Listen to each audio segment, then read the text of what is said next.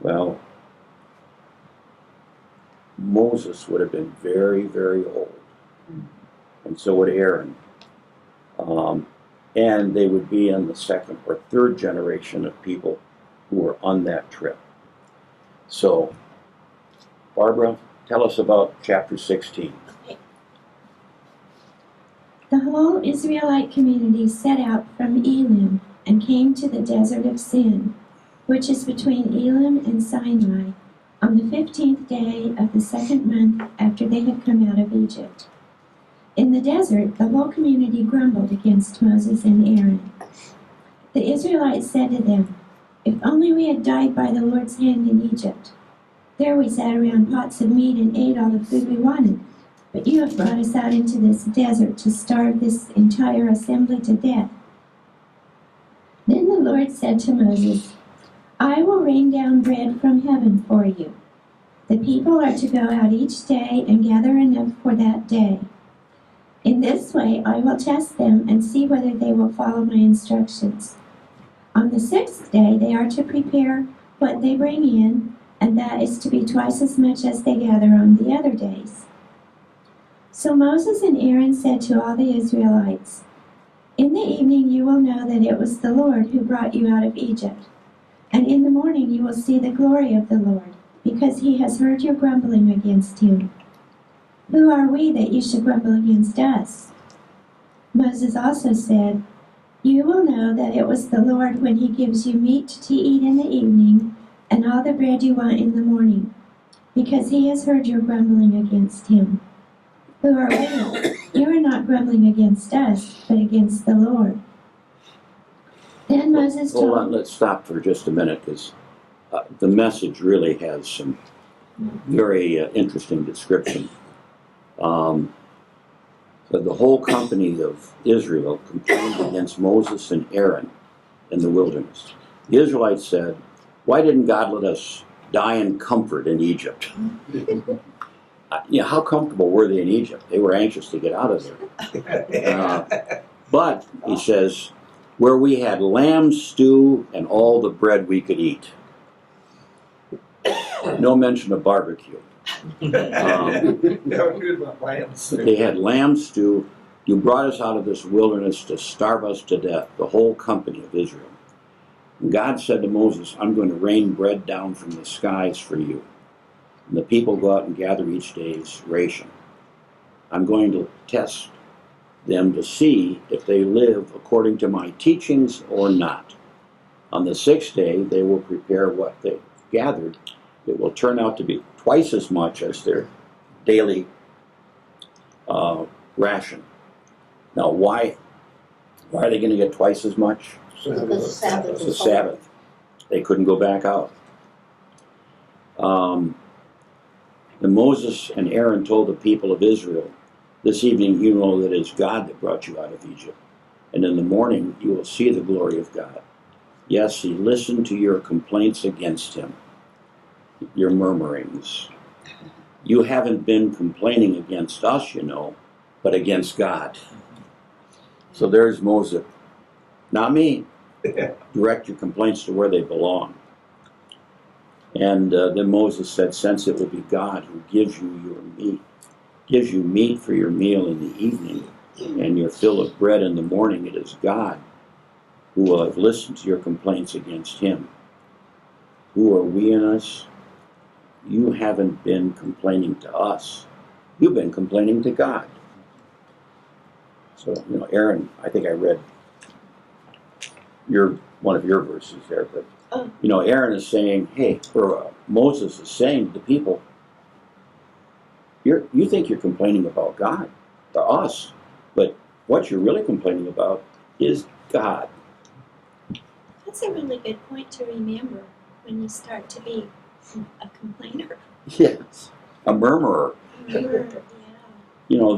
This is, it's human nature, I think. When people are in that situation, you got to be thinking, where's that loving God you were talking about? I mean, what's with all the blood over the lintel? I mean, he didn't kill us, He wants to starve us. So, okay, let's continue on. Then Moses told Aaron, "Say to the entire Israelite community, 'Come before the Lord, for he has heard your grumbling.'" While Aaron was speaking to the whole Israelite community, they looked toward the desert, and there was the glory of the Lord appearing in the cloud. The Lord said to Moses, "I have heard the grumbling of the Israelites. Tell them, 'At twilight you will eat meat, and in the morning you will be filled with bread. Then you will know that I am the Lord your God.'" That evening quail came and covered the camp, and in the morning there was a layer of dew around the camp. When the dew was gone, thin flakes like frost on the ground appeared on the desert floor. When the Israelites saw it, they said to each other, "What is it?" For they did not know what it was. Moses said to them, "It is the bread the Lord has given you to eat. This is what the Lord has commanded. Each one is to gather as much as he needs. Take an omer for each person you have in your tent." The Israelites did as they were told. Some gathered much, some little. And when they measured it by the omer, he who gathered much did not have too much, and he who gathered little did not have too little. Each one gathered as much as he needed. Then Moses said to them, "No one is to keep any of it until morning." However, some of them paid no attention to Moses. They kept part of it until morning, but it was full of maggots and began to smell, so Moses was angry with them. The Israelites got to be like a little kid. Don't save it till morning. Well, hide it in the bedroom, under my pillow. I've got a question. When the quail come in the evening, did they have 12 gigas? Or had to harvest the quail? No, but I will tell you, I remember in seminary, there was quite a discussion. What was this stuff on the ground? Yeah. And one of the instructors, I remember saying, well, it's not the most pleasant thing, but what do you have when you get a bunch of birds? I mean, we just don't know. I mean, Thanks, Larry. yeah, I know this will now be That's an image we'll have forever. Yes, exactly. I've had it since 1967. So Thank you for sharing. I'm sure you had it bottled in all that Next time. morning. Sure. yeah, I have never mentioned that during a sermon. During a sermon. So I prefer to think of it as panko. yeah, Something like that. okay. I kind of forgot where I was. Verse 23. Okay. No, 22. 22. 22. Okay. Oh, wait, did I read that Moses was angry with them? Yeah. Okay. Each morning everyone gathered as much as he needed, and when the sun grew hot, it melted away. On the sixth day they gathered twice as much, 2 omers for each person. And the leaders of the community came and reported this to Moses. He said to them, "This is what the Lord commanded. Tomorrow is to be a day of rest, a holy Sabbath to the Lord. So bake what you want to bake and boil what you want to boil. Save whatever is left and keep it until morning." So they saved it until morning, as Moses commanded, and it did not stink or get maggots in it. "Eat it today," Moses said, "because today is a Sabbath day to the Lord.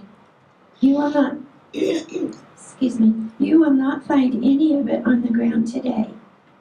6 days you are to gather it, but on the 7th day, the Sabbath, there will not be any." Nevertheless, some of the people went out on the 7th day to gather it, but they found none. Then the Lord said to Moses, "How long will you refuse to keep my commands and my instructions? Bear in mind that the Lord has given you the Sabbath. That is why on the 6th day he gives you bread for 2 days. Everyone is to stay where he is on the 7th day. No one is to go out. So the people rested on the seventh day. The people of Israel called the bread manna. It was white like coriander seed and tasted like wafers made with honey. Moses said, "This is what the Lord has commanded. Take an omer of manna and keep it for the generations to come, so that they can see the bread I gave you to eat in the desert when I brought you out of Egypt." So Moses said to Aaron, "Take a jar and put an omer of manna in it. Then place it before the Lord to be kept for the generations to come." As the Lord commanded Moses, Aaron put the manna in front of the testimony, that it might be kept. The Israelites ate manna 40 years, until they came to a land that was settled. They ate manna until they reached the border of Canaan. An omer is 1/10 of an ephah. I don't know that now, but I don't know Yeah. It's kind of interesting because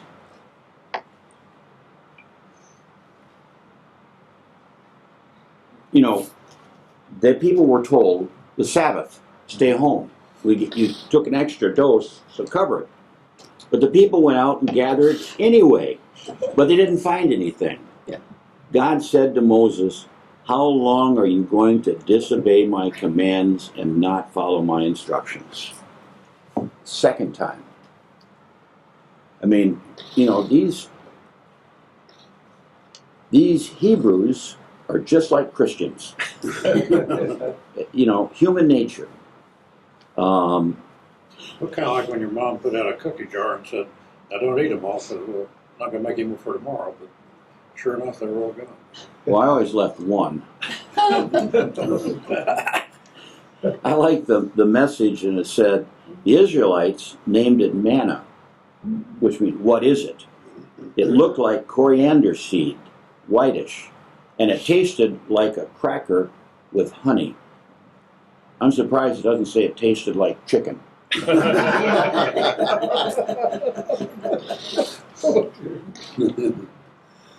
And so they kept a 2-quart jar for future generations to see. That kind of reminds me of Rosa used to make friendship bread, Mhm. and she'd save a little bit, and it would last forever. You'd pass it on to your friends, and Yeah, everybody in the community had friendship bread. yeah, Starter. Yeah, it was a starter. Yeah, Yeah. exactly. That's what I thought of too. The friendship is like the friendship bread. So, but when they put that 2-quart jar full of manna, it didn't rot, didn't get worms. So, and how long did these people wander? Said the Israelites ate the manna for 40 years until they arrived. So, there's a hint how long the wanderings took. Well, some of them might have died by now. Oh yeah, it'd Yeah. be a second or third generation When they going got to into Israel, Canaan. most of it were people who were not the ones that started out. See, Moses had to really be old by that time. I mean, how old was he when he got the people out of a Egypt? couple 40-year stints before that. So. Yeah. Years, so that's 120. Yeah. Now, I'll tell you, I don't know what kind of shape Moses is in, but I've been saying, leave me in my rocking chair. You go ahead without me. But it really is a, when these stories are woven together like the wanderings are, can we actually count that as 40 years and that Moses was leading? And it's interesting, as I noticed as you were reading this, like in verse 28, God said to Moses. Yeah. And then later on, it's, Moses, in 33, Moses told Aaron. So, are Moses and Aaron the same person? In 34 it says, as the Lord commanded Moses, so Aaron placed it before the testimony would be kept. Mm-hmm. So, Aaron was the doer, and Moses was the speaker. Well, but Moses was also the stutterer. Mm-hmm. So, there are times that Moses addresses the group and times that he has Aaron do it. So, if we look at all of these stories as myths, I don't mean that they're not true, but they're individual stories, pericopes, if you will. And somebody wove them together. And one group may have been on Team Aaron, and they had Aaron doing the talking. Some may have been on Team Moses, and Moses was doing the talking. And so, it's like that telephone thing that we've all done as kids, where by the time you tell somebody, whisper a story in the ear of the person next to you, and it goes around the table, and when it gets back to you, you don't even recognize it as being partially something what you said.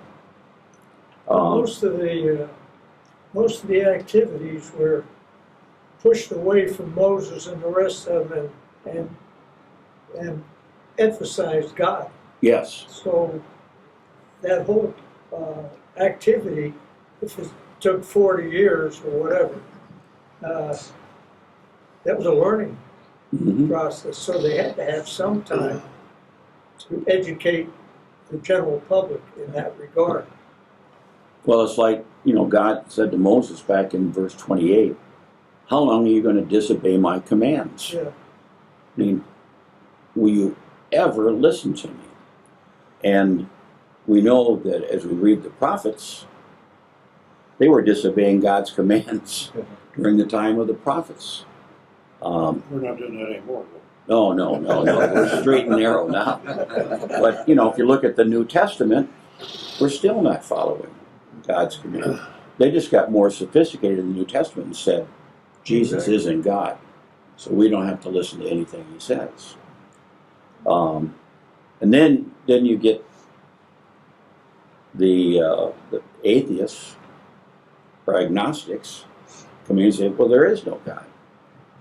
There were probably atheists and agnostics at this time who could explain away all these stories. Remember, Pharaoh had his magicians, and when Moses would do a trick or do a sign for God, Pharaoh would have his magician say, hey, I can do that. I can cut a person in half and put him back together.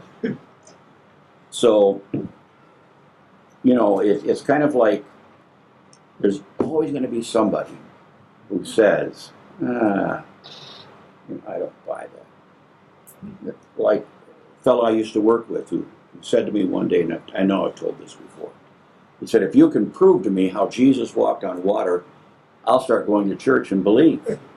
And I said, that's not how it works. Because I believe he could walk on water. But I didn't have to be proven that he could walk on water to believe in Jesus. That, I knew he could do it. It's like people just believe that Mickey Mantle could hit the ball out of the park. You're just that good. Okay, 17. I have a footnote here that says the word manna means literally what is it, recalling the Israelites' first reaction to it. Manna is a clear example of Israelites' enforced dependence on God. Okay, but the next one says quail, referred to here and in Numbers 11, still migrate across the Sinai Peninsula, flying in great flocks between Europe and Arabia. Exhausted by their long flight, they roost on the ground or in low bushes at night, making capture easy. Mm-hmm.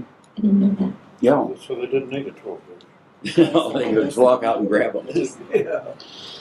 Here's one sleeping. Verse 8. Oh, Verse Check. 8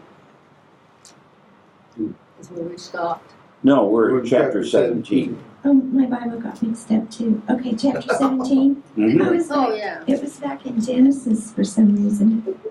Sorry. Okay. The whole Israelite community set out from the desert of Sin, traveling from place to place as the Lord commanded. They camped at Rephidim, but there was no water for the people to drink. So they quarreled with Moses and said, "Give us water to drink." Moses replied, "Why do you quarrel with me? Why do you put the Lord to the test?" But the people were thirsty for water there, and they grumbled against Moses. They said, "Why did you bring us up out of Egypt to make us and our children and livestock die of thirst?" Then Moses cried out to the Lord, "What am I to do with these people? They are almost ready to stone me." The Lord answered Moses, "Walk on ahead of the people. Take with you some of the elders of Israel, and take in your hand the staff with which you struck the Nile, and go. I will stand there before you by the rock of Horeb. Strike the rock, and water will come out of it for the people to drink." So Moses did this in the sight of the elders of Israel, and he called the place Massah and Meribah, because the Israelites quarreled, and because they tested the Lord, saying, "Is the Lord among us or not?" The Amalekites came and attacked the Israelites at Rephidim. Let me stop you for just a minute, because I think, where were they passing through? Desert of Sin? The wilderness of Sin. Oh, this one. And they were moving through that. So I think that name implies, to some extent, what the Hebrews were doing at this point. Now they're questioning, we're thirsty. What are you going to do for us? What will you do for us? I mean, that becomes an internal strife. We're thirsty. And so, here one more time, Moses cries out to the Lord, "What can I do with these people? Any minute now they're going to kill me." That's frustration that oftentimes clergy feel. When there's some terrible thing happening within a congregation. For example, we went through this in the Episcopal Church. The Lutherans have gone through it. When we first ordained a gay bishop in New Hampshire, we had people who said, "We're done with the church." And clergy who had to preach through that stood in front of a congregation. Half wanted to leave the church, half wanted to stay. Howdy. So what, the priest has got to say to himself, what do I do with these people? Any minute, they may kill me. Now, I don't think literally clergy worried about that, but they could be killing my job. There are so many things. This is the point at which I went non-parochial. I had people wanting to ask my position on the ordination of women, on the woman's right to terminate a pregnancy, on having homosexuals in the church. I mean, there was just a whole list of things. No one wanted to talk about God and faith. How does God impact our lives? They want to deal with social issues. And I wasn't really interested in that. Now, I was involved in social issues outside the church. But in the church, I want to talk about faith. How can we be strengthened? And unfortunately, the church found itself dividing. The Episcopal Church had a bunch of people who left. Mm-hmm. The Lutheran Church had a bunch of people who left. Our friends, the Methodist Church, which I always considered a subsidiary of the Episcopal Church because of the Wesley brothers were Anglican, but the Methodists have split. I mean, I remember Presbyterians are splitting. I remember filling in when I was an assistant at Episcopal Church.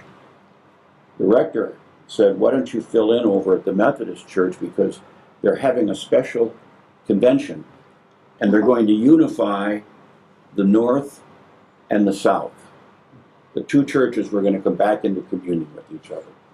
So I went over. That was the first Methodist service I ever did. And now they're all splitting again. So now that's not to say that those issues aren't important, but those are not issues of faith. When I came out here and interviewed, as I flew out, I remember thinking, how am I going to answer all these questions? And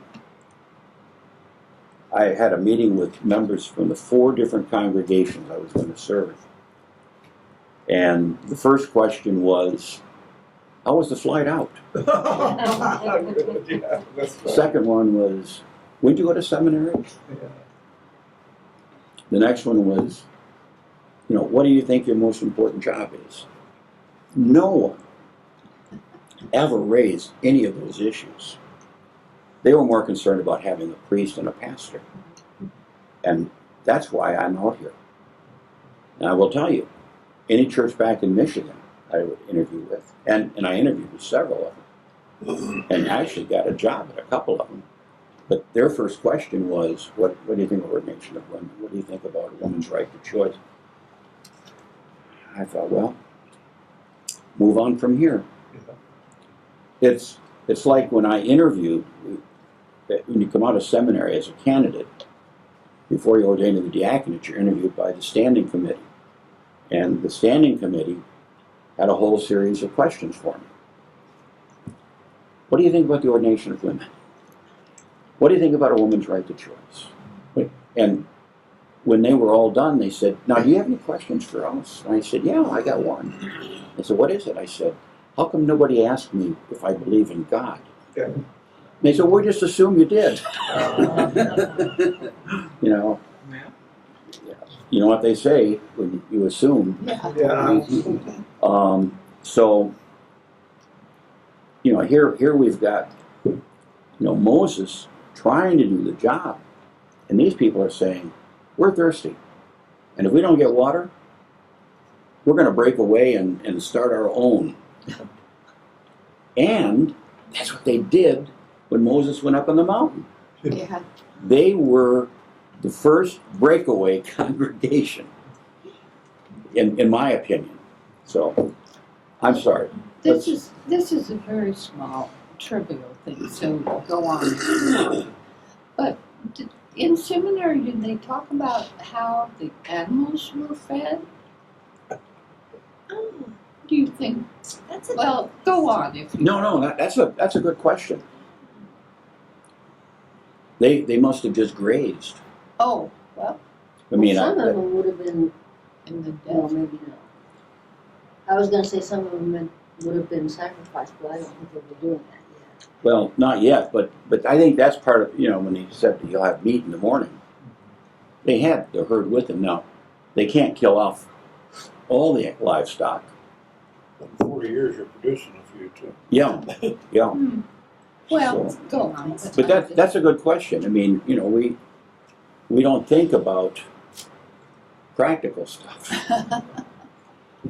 Well, maybe we'll find the answer Some- in some of our some- readings. Some little boy in the back was going, what about my dog? He's kind of hungry. I mean, Yeah. children would think of something. Okay. Well, hold on. Now, verse 7, Moses did what he said with the elder of Israel. They're watching. He named the place Massa, which means testing place, and Meribah, which means quarreling, because of the quarreling of the Israelites and because of their testing of God when they said, is God here with us or not? I think that the quarreling could be murmuring. Yes. You see, they're constantly complaining. What did you say Mashesh meant? Massa meant testing place. Just, thank you. Okay, 8. Okay. The Amalekites came and attacked the Israelites at Rephidim. Moses said to Joshua, "Choose some of our men and go out to fight the Amalekites. Tomorrow I will stand on top of the hill with the staff of God in my hands." So Joshua fought the Amalekites as Moses had ordered, and Moses, Aaron, and Hur went to the top of the hill. As long as Moses held up his hands, the Israelites were winning, but whenever he lowered his hands, the Amalekites were winning. When Moses' hands grew tired, they took a stone and put it under him, and he sat on it. Aaron and Hur held up his hands, one on one side, one on the other, so that his hands remained steady till sunset. So Joshua overcame the Amalekite army with the sword. Then the Lord said to Moses, "Write this on a scroll as something to be remembered, and make sure that Joshua hears it, because I will completely blot out the memory of Amalek from under heaven." Moses built an altar and called it, "The Lord is my banner." He said, "For hands were lifted up to the throne of the Lord. The Lord will be at war against the Amalekites from generation to generation." Okay, now, Who are the Amalekites? they're just another tribe of people in the area. So, So they had food and everything out there, mhm. And water. see, again, these little stories all get woven together. And where does Joshua play another role in this whole trip? He was one of the spies that went up, and he was the only one. He and Caleb were the only ones that brought back a positive report. Everybody else brought negative reports. Joshua beat the battle of Jericho, Jericho, Jericho, Jericho. Anyway, The guitar show the cemetery. yeah. Online. So we've had these people given water, and now we got a story that's completely out of context from that water thing. We got the Amalek came and fought Israel at Rephidim. Moses ordered Joshua, select some men and go out and fight. Now, if they didn't have a lot of water and a lot of food, these guys wouldn't be able to fight. And so, God said, as long as your hands are up in the air. And so his hands are getting tired, so what do? They get a stone for him to sit on, and guys on either side hold up his hands. Now, that sounds, on the surface, kind of phony. I mean, he's not holding up his hands. He's got Aaron and Hur holding up his hands. Is it the element of holding his own hands up, or is it the element of his hands being in the air? I mean, this almost sounds like they could have cut his arms off and just held. I mean, really, his hands are in the air. So So this shows to me that if you work together for the Lord, things will happen. right. He couldn't do it by himself, but with the aid of other Christians, he could do it. Well, they weren't They were Christians. Christians. Nice. I pictured him out like this. I didn't picture him like this. Not to set up. They say It that. says up. Had to have Well, it been could be this. like, Elbo's been. Yeah. Still go, yeah! No, it says up. Touchdown. This is a penalty. Oh, okay. I didn't know that. Yeah, God would have thrown the flag, and Moses would have said, So, offsides, 5-yard penalty. Replay. Replay, yeah. So, Okay. but out of this story where people are murmuring against God, here we have somebody actually attacking the people.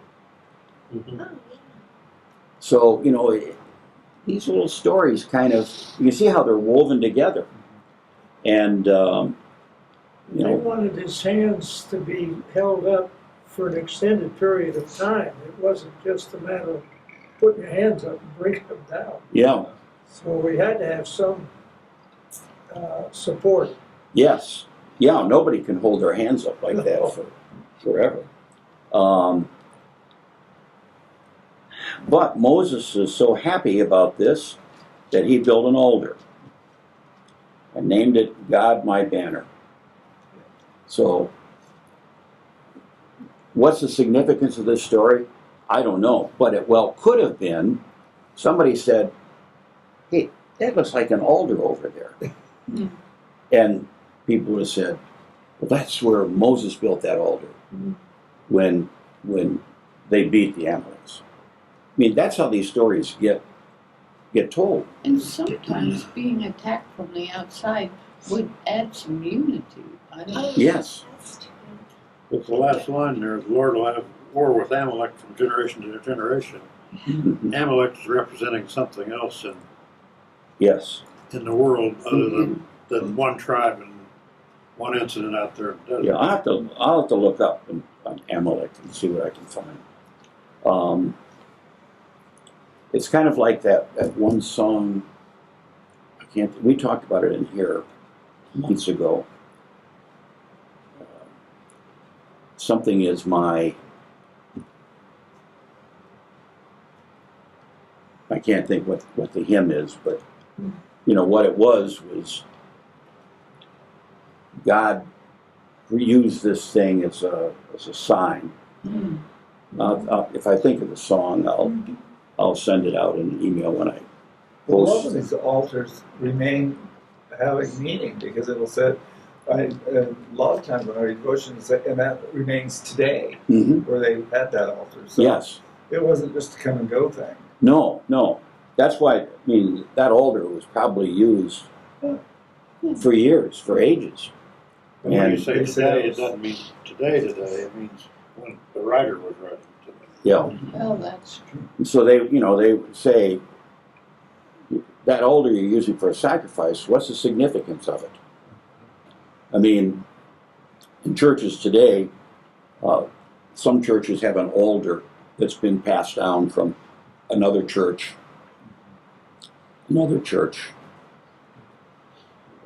Excuse me, let's get into 18. Now Jethro, the priest of Midian and father-in-law of Moses, heard of everything God had done for Moses and for his people Israel, and how the Lord had brought Israel out of Egypt. After Moses had sent away his wife Zipporah, his father-in-law Jethro received her and her 2 sons. One son was named Gershom, for Moses said, I have become an alien in a foreign land. And the other was named Eleazar, for he said, my father's God was my helper. He saved me from the sword of Pharaoh. Jethro, Moses' father-in-law, together with Moses' sons and wife, came to him in the desert, where he camped near the mountain of God. Jethro had sent word to him, I am your father-in-law Jethro, am coming to you with your wife and her 2 sons. So Moses went out to meet his father-in-law and bowed down and kissed him. They greeted each other and then went into the tent. Moses told his father-in-law about everything the Lord had done to Pharaoh and the Egyptians for Israel's sake, and about all the hardships they had met along the way and how the Lord had saved them. Jethro was delighted to hear about all the good things the Lord had done for Israel in rescuing them from the hand of the Egyptians. He said, Praise be to the Lord who rescued you from the hand of the Egyptians and of Pharaoh, and who rescued the people from the hand of the Egyptians. Now I know that the Lord is greater than all other gods, for he did this to those who had treated Israel arrogantly. Then Jethro, Moses' father-in-law, brought a burnt offering and other sacrifices to God, and Aaron came with all the elders of Israel to eat bread with Moses' father-in-law in the presence of God. The next day, Moses took his seat to serve as judge for the people, and they stood around him from morning till evening. When his father-in-law saw all that Moses was doing for the people, he said, "What is this you are doing for the people? Why do you alone sit as judge, while all these people stand around you from morning till evening?" Moses answered him, "Because the people come to me to seek God's will. Whenever they have a dispute, it is brought to me, and I decide between the parties and inform them of God's decrees and laws." Moses' father-in-law replied, "What you are doing is not good. You and these people who come to you will only wear yourselves out. The work is too heavy for you. You cannot handle it alone. Listen now to me, and I will give you some advice, and may God be with you. You must be the people's representative before God and bring their disputes to Him. Teach them the decrees and laws and show them the way to live and the duties they are to perform. But select capable men from all the people, men who fear God, trustworthy men who hate dishonest gain, and appoint them as officials over thousands, hundreds, fifties, and tens. Have them serve as judges for the people at all times, but have them bring every difficult case to you. The simple cases they can decide themselves. That will make your load lighter, because they will share it with you. If you do this, you're able to stand the strain, and all those people will go home satisfied." Moses listened to his father-in-law and did everything he said. He chose capable men from all Israel and made them leaders of the people, officials over thousands, hundreds, fifties, and tens. They served as judges for the people at all times. The difficult cases they brought to Moses, but the simple ones they decided themselves. Then Moses sent his father-in-law on his way, and Jethro returned to his own country. Okay. This is another story that sticks out from where we were. All of a sudden, some little boy may say, "Daddy, what happened to Moses' father-in-law?"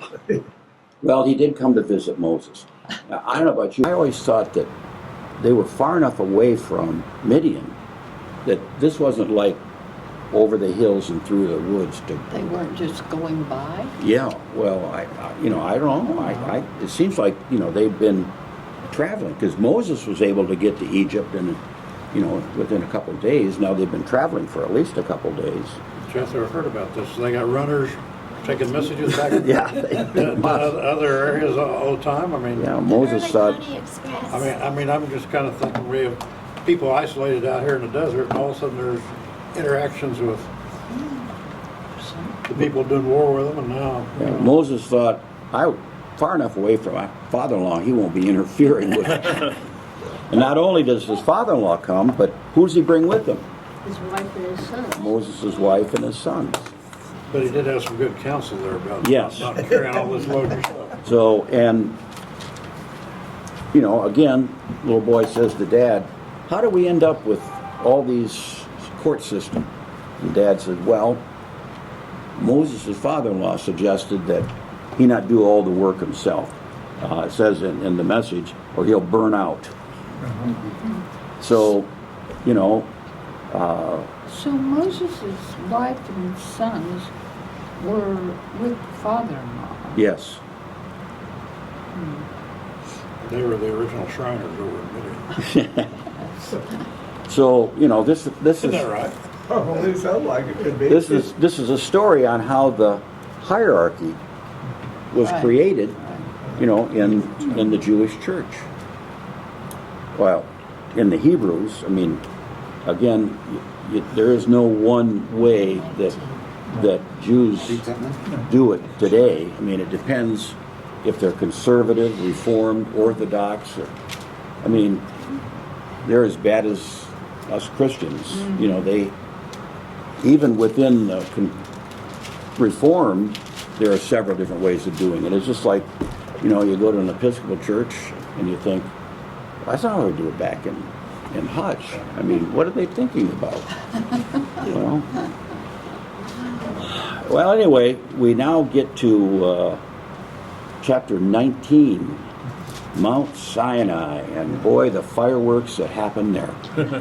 So next week, looking forward to it. You bet. Bye-bye. I like this chapter.